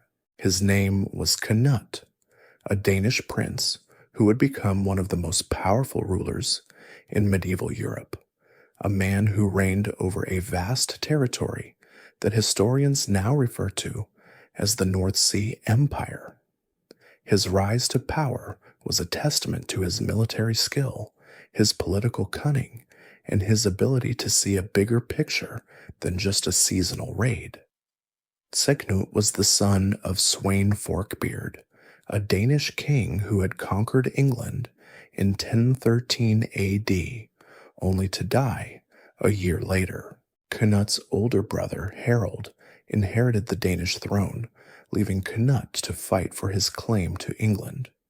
He returned to England in 1015 with a massive invasion fleet, a force that was a far cry from the small raiding parties of the past. It was a professional, well-equipped army of Danes and Norsemen, and they were there to conquer, not just to plunder. The English king at the time, Edmund Ironside, fought bravely, but in a series of battles and sieges, Canute slowly and methodically brought the country to its knees. In a final, desperate battle, Edmund was defeated, and a peace treaty was signed dividing England between the two rulers. But when Edmund died just a few months later, Canute became the sole king of England, a Danish ruler on an Anglo-Saxon throne. Canute was a shrewd politician. He didn't rule England as a foreign conqueror. Instead, he made a calculated effort to win over his new subjects. He sent many of his Viking warriors home, keeping only a small, elite bodyguard. He maintained the Anglo-Saxon legal system and government, ruling with a mix of Danish and English advisors. He made a pilgrimage to Rome, a highly symbolic act that demonstrated his embrace of Christianity and his place within the larger European community. And in a move that was both a political and a romantic gesture, he married Emma of Normandy, the widow of the former English king, Ethelred the Unready. This marriage not only gave him a strong claim to the English throne, but it also cemented a powerful alliance with the Normans. He was a king who understood that true power lay not just in military might, but in diplomacy and cultural assimilation. With England now under his control, Canute's ambitions grew. When his brother Harold died, Canute returned to Denmark and took control of the Danish throne, unifying the two kingdoms under his rule. He then launched an invasion of Norway and after a decisive victory, he also became the king of Norway. At the height of his power, Knut ruled over England, Denmark, and Norway, as well as parts of Sweden and the southern coast of the Baltic Sea. This was the North Sea Empire, a vast and powerful realm that was for a brief time the dominant power in Northern Europe. It was a remarkable achievement, a testament to a man who had come from a land of raiders and had become an emperor. However, Knut's empire was an Anglo-Scandinavian creation, and it was a personal one, built on his charisma and military skill. When he died in 1035 AD, his empire began to unravel. The different parts of his kingdom were ruled by his sons, who were unable to maintain the unity he had forged. His death marked the end of the North Sea Empire as a single, unified entity, but his reign was a powerful sign of a new kind of Viking leader. He was no longer a pagan chieftain leading a band of raiders. He was a Christian monarch, a player on the grand stage of European politics. He was a man who, in his own way, brought the Viking Age to a kind of glorious, if temporary, conclusion. It is a mainstream historical fact that Knut the Great's reign represented a peak of Viking political power, creating a unified empire that bridged the North Sea and deeply integrated England into the Scandinavian world. As the Viking Age began to shift, the Vikings' reputation as fearsome warriors became a valuable commodity in a world where powerful kingdoms were always in need of a good army. This led to one of the most fascinating chapters in their history, a story that takes them far from the cold fjords of Scandinavia to the opulent palaces and bustling markets of Constantinople, the capital of the Byzantine Empire. Here, a group of Scandinavian warriors found a new role as elite imperial bodyguards, a unit that would become known as the Varangian Guard. Their story is a powerful testament to the Vikings' adaptability, their willingness to trade their longships for a different kind of glory, one that was measured not just in plunder, but in loyalty and gold. The first contact between the Vikings and the Byzantine Empire was through the Rus, who, as you may remember from our earlier talk, had established themselves as rulers and traders in Eastern Europe. The Rus had a long and often complicated relationship with Constantinople, sometimes trading peacefully, sometimes attacking with large fleets. But the Byzantine emperors, ever the pragmatists, quickly realized the value of these fierce warriors from the north. They were disciplined, loyal, and incredibly effective in battle. The Byzantines called them Varangians, a name that may have come from the Old Norse word for sworn companion or oath-bound man, a perfect description for a mercenary force. The Varangian Guard was officially formed in the late 10th century, and it was a unit that was unlike any other in the Byzantine army. It was composed primarily of Scandinavian warriors, with a growing number of Anglo-Saxons joining after the Norman conquest of England in 1066. These men were known for their distinct appearance and their terrifying weapon of choice, the Dane axe, a large two-handed battle axe that could cleave through a shield and a man's armor with a single blow. Their loyalty was to the emperor alone, and they were often used to suppress rebellions and as shock troops in the most critical parts of a battle. Their service was a way for a young Viking to seek fortune and adventure, a life that was a far cry from farming a small plot of land back home. Life in the Varangian Guard was a world away from the Viking homeland. The warriors lived in Constantinople, a city of 1 million people, a place of immense wealth and power. They were paid handsomely, not just in gold and silver, but in the exotic silks and spices of the East. The sagas and other historical accounts tell of the Varangians living a life of luxury, feasting and drinking in their own private halls in the city. When they retired from their service, they would often return to Scandinavia as wealthy men, their stories and their treasures a testament to their time in the emperor's service. The most famous of all the Varangians was a man who would become king of Norway. His name was Harald Hardrada, a legendary warrior who served in the guard for many years before returning to claim his throne. His saga, Harald's saga, Sigurdarsonar, tells of his exploits in Byzantium, his battles against pirates in the Mediterranean, and his quest for a beautiful empress. While some of the tales are likely exaggerated, the core story of a powerful Viking warrior serving a distant emperor and then returning home to rule is a powerful and true one. The Varangian Guard was a symbol of the end of an era. The Vikings were no longer just raiders and conquerors. They were a part of the European and Mediterranean world, their skills and their ferocity a resource that could be bought and sold. They were, in a sense, a professional extension of the Viking Age, a final glorious chapter for the warriors who chose to fight for a new cause and a new king.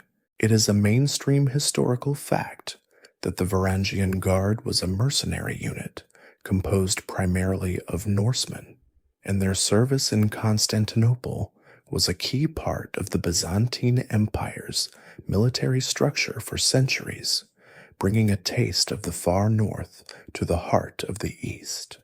As the Viking Age began to wind down in Scandinavia and the British Isles, a quiet but profound transformation was taking place on the northern coast of what is now France. This region, which had been a target of relentless Viking raids in the 9th century, was about to become one of the most powerful and influential parts of Europe. This story is centered on a Viking chieftain named Rollo, a man who, like many of his contemporaries, had spent his life as a raider and a warrior. But unlike many of his peers, he would not be defeated or integrated as a simple subject. Instead, he would become a duke, and his descendants would conquer England. The story begins in the early 10th century, when the Frankish king, Charles the Simple, was at his wits' end.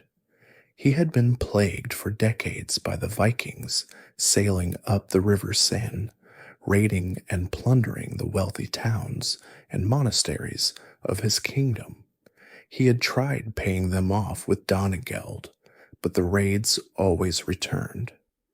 In a moment of political genius, or perhaps desperation, he decided on a new strategy. He would not just pay the Vikings to leave, he would pay them to stay. In 911 AD, he granted a large area of land at the mouth of the Seine to a Viking chieftain named Rollo. In exchange for this land, Rollo and his men would have to do two things.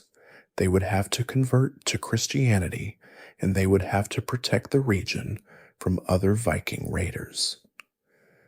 This agreement was formalized in the Treaty of Saint-Clair-sur-Epte.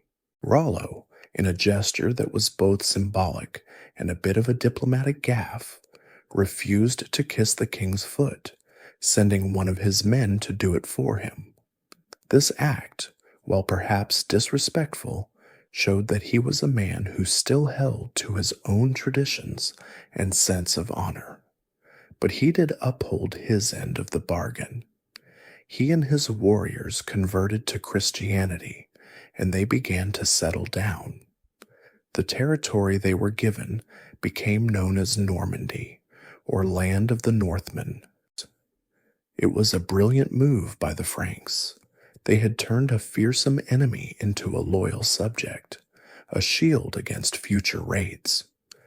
The Vikings of Normandy, over the next several generations, did something remarkable. They not only settled the land, but they also adapted to the local culture. They adopted the French language, embraced Christianity, and built new churches and monasteries. They married into the Frankish nobility and began to see themselves not as Vikings, but as Normans. They were, in a sense, the ultimate example of Viking adaptability. They took their military prowess and their organizational skills and applied them to a new culture, creating a powerful, centralized duchy that was a major player in European politics. The legacy of the Normans is immense. They became one of the most successful and influential groups of conquerors in medieval Europe. They spread their power and influence from their home in Normandy to the British Isles, to southern Italy, and even to the Holy Land during the Crusades.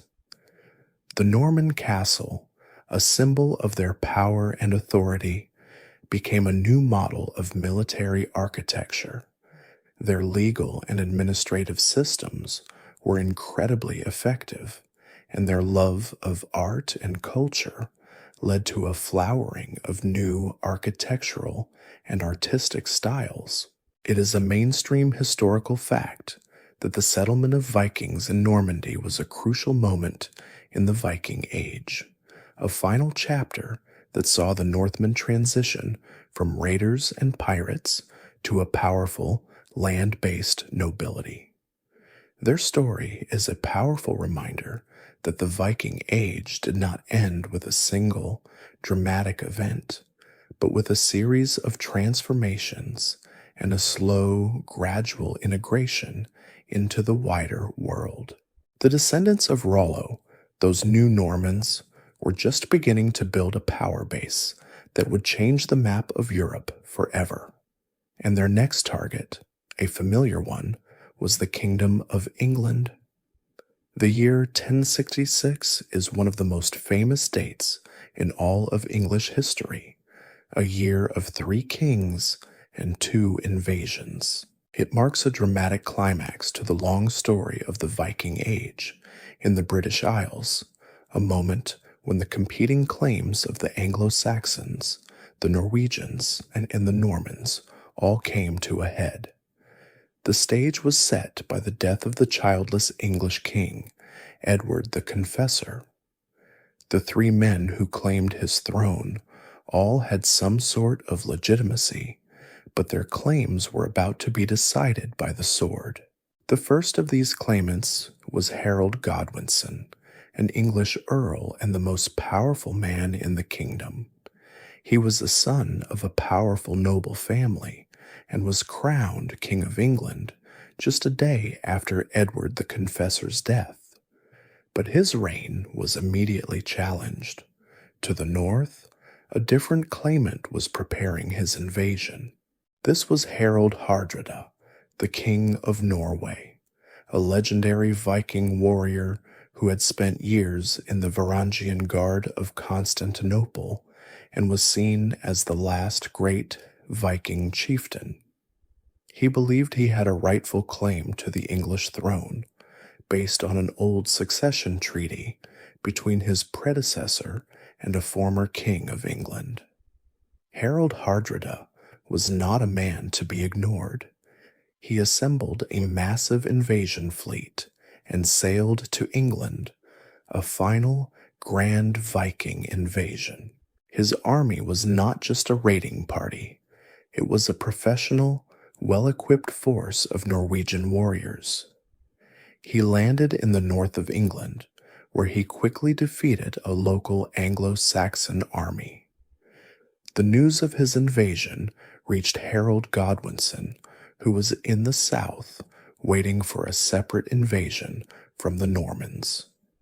Harold, with a remarkable show of speed and determination, marched his entire army north, covering over 185 miles in just a few days. The two armies met at the Battle of Stamford Bridge. The battle, fought on a September day in 1066, was a chaotic and brutal affair. The Anglo-Saxon and Norwegian forces clashed in a fierce melee, with both sides fighting for their lives and their crowns. The sagas tell a legendary tale of a single, massive Norwegian warrior who held the bridge against the entire Anglo-Saxon army, killing dozens of men before he was finally killed by a spear from below. This story, whether true or not, captures the ferocity of the battle. Harold Godwinson's army, however, was well led and fought with a determination born of defending their homeland. They ultimately prevailed. Harold Hardrada, the last great Viking king, was killed in the fighting, and his army was utterly defeated. The Battle of Stamford Bridge is a poignant and powerful moment in Viking history. It is often seen as the symbolic end of the Viking Age in England, a final, grand flourish of a culture that had been slowly fading. The great Norwegian invasion, led by a legendary warrior, was defeated by the Anglo-Saxons, a people who had learned to fight back against the Viking threat. But the story of 1066 was not yet over. Harold Godwinson, a man who had just won a great victory, had no time to celebrate. He had to immediately turn his army around and march them all the way back to the south. Unbeknownst to the English, another claimant, William, Duke of Normandy, had landed his own invasion force on the south coast. This was the third player in our little historical drama, and his arrival would change everything. The defeat of Harold Hardrada at Stamford Bridge was a decisive moment, a major historical fact that ended Norwegian ambitions for the English crown. But it also left England exhausted and vulnerable, a perfect situation for the ambitious Norman Duke who was just waiting in the wings. Harold Godwinson's victory came at a terrible cost, one that he would soon have to pay on a hill in Sussex. After the exhausting Pyrrhic victory at Stamford Bridge, Harold Godwinson, the newly crowned King of England, was in an unenviable position. He had just defeated a massive Norwegian invasion, but his army was depleted and his forces were a long way from the southern coast. He had received word that a new threat had arrived, a third claimant to the English throne, who had landed his army in the south and was just waiting. This was William, Duke of Normandy, a man who, as you'll remember, was a descendant of the Viking chieftain Rollo. The Normans, in a twist of historical irony, were a new kind of Viking, a people who had taken the ferocity of their ancestors and combined it with the political and military sophistication of the Franks. Their invasion of England was not a raid, it was a crusade, blessed by the Pope himself, and it was about to change the course of English history forever. William's claim to the throne was based on a promise he claimed King Edward the Confessor had made to him years before. He also had a powerful ally in his camp, a large portion of the English nobility, who had a complex web of rivalries and alliances. His army was not just a Norman force, it was a multinational army of Normans, Bretons, and Flemish mercenaries, all united under his banner and the promise of land and riches. They had landed at Pevensey Bay on the south coast, and had begun to build a Motte and Bailey castle, a new kind of military fortification that was both a symbol of their power and a practical defensive structure. They were well equipped, well disciplined, and ready for a long campaign. Harold Godwinson, after his forced march south, made a critical strategic decision. He didn't wait for his full army to regroup and rest. Instead, he marched straight to confront the invaders, a move that was both brave and in the end fatal. The two armies met on a hill in Sussex, near a place that would forever be known as Battle, a name that leaves little to the imagination. The Battle of Hastings, fought on October 14th, 1066, was a close and brutal affair. Harold's Anglo-Saxon army, fighting on foot in their traditional shield wall, was a formidable defensive force. The Normans, with their cavalry and archers, used a new kind of warfare, a more mobile and flexible style that was difficult to counter. The battle raged all day, a desperate struggle for control of the hill. At one point, it looked as though the Anglo-Saxons might win, but a series of tactical feints and the eventual death of King Harold, shot in the eye by an arrow according to legend, turned the tide. The Anglo-Saxon shield wall broke, and the Norman army, with a final charge, routed the English. William was victorious.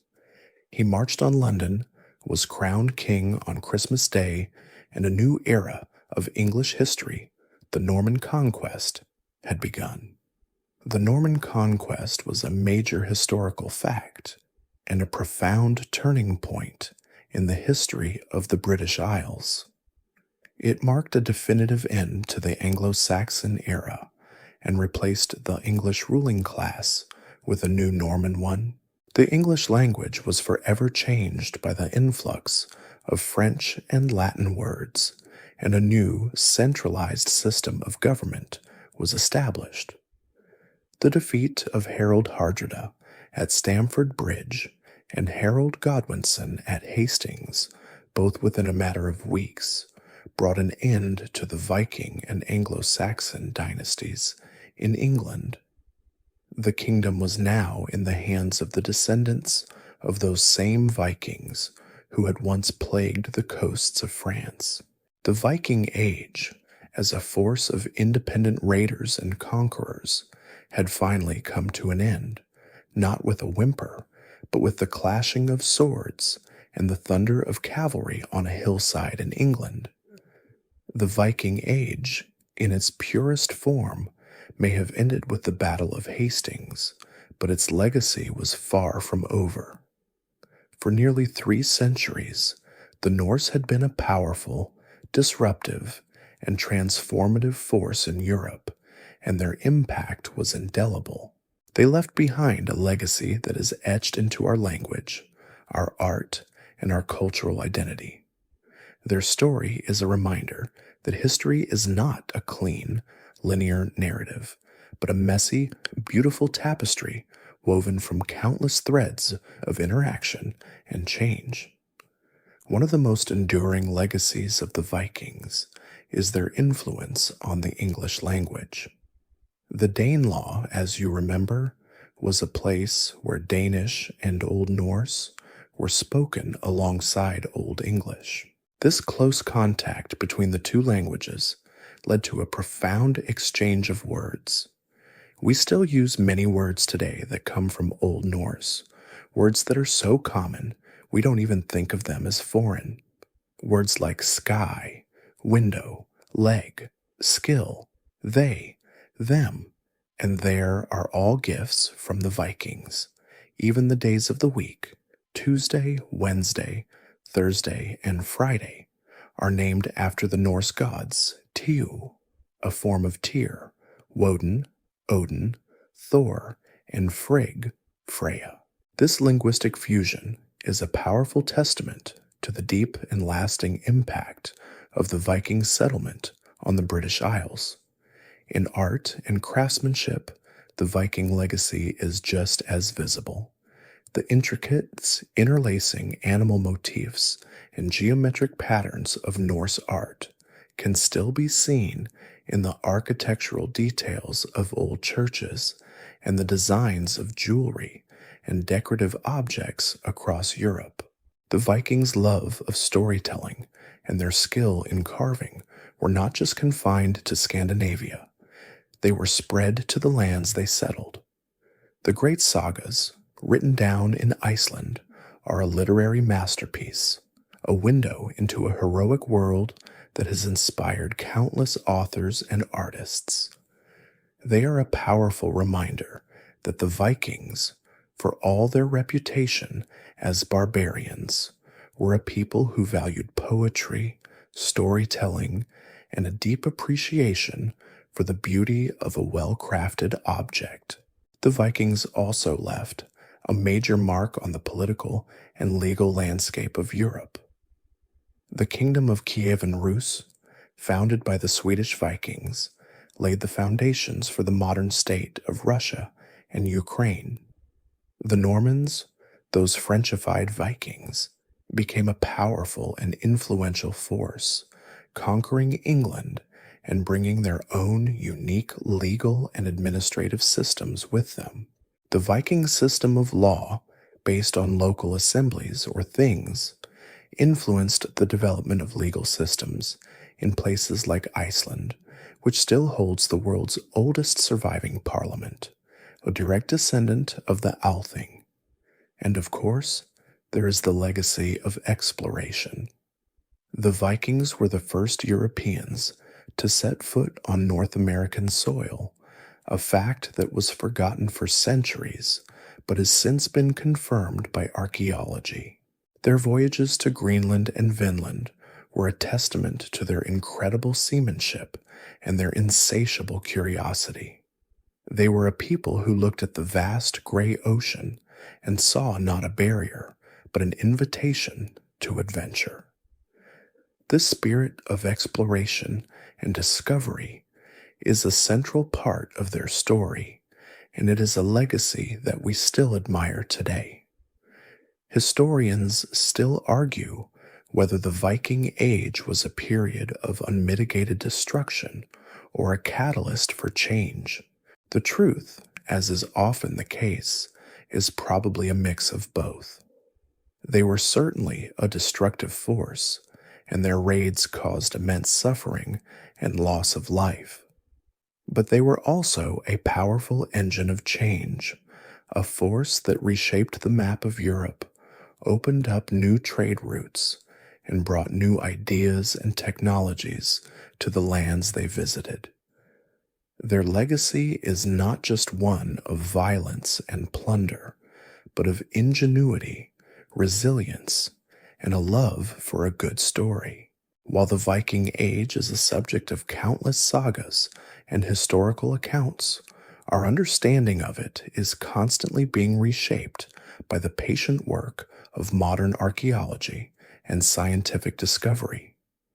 The past is not a static place, and every new find, every new piece of evidence, adds another layer of detail to the story of the Vikings. These discoveries, often made with incredible modern technology, allow us to peer past the legends and into the daily lives of the people who lived them. One of the most powerful tools in modern archaeology is DNA analysis. By studying the DNA of Viking skeletons found in burials across Europe, scientists are able to trace the migratory patterns of the Norse in a way that was previously impossible. We are learning that the Viking world was far more interconnected and diverse than we once thought. For example, recent studies of DNA have shown that the Vikings who settled in England were not just Danes, but also had a mix of Norwegian and Swedish ancestry. Similarly, the Rus's settlements in Eastern Europe show a blend of Scandinavian and Slavic DNA, confirming the historical accounts of a mixed society. This genetic information is helping to paint a more nuanced picture of who the Vikings were, showing that their identity was not just about where they were from, but also about where they chose to go. Another major area of discovery is the use of new archaeological techniques, such as ground-penetrating radar, which allows archaeologists to see what is under the ground without having to dig. This has led to the discovery of new Viking settlements and longhouses, providing new insights into their architecture, their social structure, and the layout of their communities. The famous Viking settlement at Birka in Sweden, for example, has been the subject of new research that is revealing more about its role as a major trading hub and its connection to the wider world. These discoveries are helping to move our understanding of the Vikings away from just being raiders and more towards being a complex society of traders, farmers, and artisans. The study of climate science is also adding new dimensions to our understanding. By analyzing ice cores from Greenland, scientists can learn about the climate and environmental conditions that the Norse settlers faced. This research is helping to explain why the Greenland settlements, which were a remarkable feat of human resilience, ultimately failed. The onset of the Little Ice Age, a period of global cooling, made farming in Greenland impossible and severed their trade links with the rest of the world. This is a powerful reminder that history is not just made by the actions of men, but also by the powerful and often uncontrollable forces of nature. Even the simple artifacts of Viking life are being re-examined with new technology. A Viking sword that looks rusted and mundane to the naked eye can, under an X-ray or a microscope, reveal incredible details about its construction, its pattern welding, and the skill of the smith who made it. This kind of research is providing us with a deeper appreciation for their craftsmanship and their technology. Historians still argue whether the story of the Viking Age is a tale of a single, unified people or a collection of different peoples who simply shared a common cultural and linguistic background. Modern archaeology, with its new tools and its ability to uncover details that were long lost to time, is helping to answer these questions. The mainstream historical fact here is that modern archaeology and science are constantly challenging and refining our understanding of the Viking Age, revealing a world that was far richer, more complex, and more interconnected than our traditional sources would have us believe. The story of the Vikings is, in a sense, still being written. As the longships sailed for the last time to trade or conquer, and as the old gods slowly gave way to the new one, the Viking Age did not end with a sudden crash. There was no single climactic battle that saw the last Viking fall. Instead, it was a long, slow process of assimilation, of transformation, and of a culture simply fading into the fabric of a new Europe. The great warriors and explorers did not disappear. They became something else. The independent chieftains became nobles and kings within a larger Christian political system. The restless energy of the raiders was channeled into new ventures, into commerce, and into the service of powerful foreign rulers. The final years of the Viking Age saw a new kind of power emerging in Scandinavia itself. The three great Scandinavian kingdoms of Denmark, Norway, and Sweden were slowly and often violently unified under Christian kings. These kings no longer had to look to the seas for wealth and glory. They had their own kingdoms to build, their own borders to protect, and their own people to rule. Their focus shifted from outward expansion to inward consolidation, a process that saw the old Viking culture, with its emphasis on raiding and personal glory, give way to a more structured, feudal, and Christian society. The old sagas tell of this transition, often with a sense of quiet melancholy.